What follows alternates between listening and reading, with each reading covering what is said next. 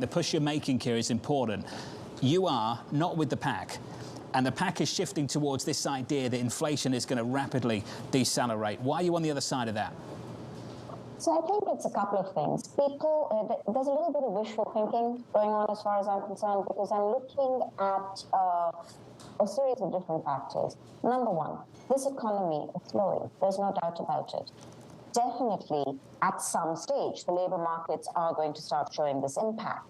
However, we're looking probably at a budget deficit of about 5% of GDP this year in an economy which still has unemployment through full employment by a long measure.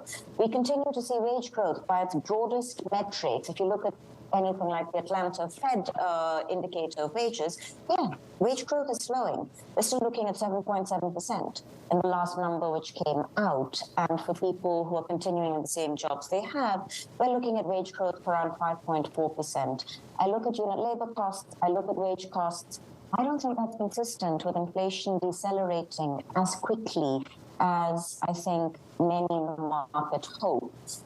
We definitely are in a different position than where we were at the start of last year, where I really felt out there by myself. But right now, I think I still feel there's a little bit too much optimism in the market. I do think that inflation is coming down. I don't think it's going to come down quickly enough for the Fed to essentially A, pause, and B, get to the second half and rapidly start cutting rates. There's a little bit of cognitive dissonance here, right, Jonathan? Sure. In the sense that we're not anticipating a massive recession, because if we were, what are stocks telling us right now? And on the other hand, if you're not anticipating that recession, why on earth should the Fed rapidly start cutting rates again?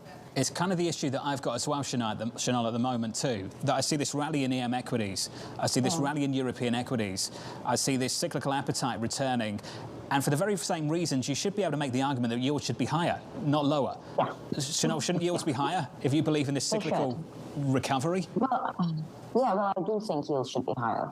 And I also think the type of moves we've seen in 10-year treasuries, periodic 20, 30, 40 basis point moves in a matter of days or weeks, I don't think we've seen the end of that, because we're still at a point where markets desperately want to essentially bludgeon the Fed into coming around to their way of thinking. So far, it doesn't look like the Fed is going to agree to do that, in which case, at some stage, the market has to move to the Fed as opposed to the Fed moving to markets.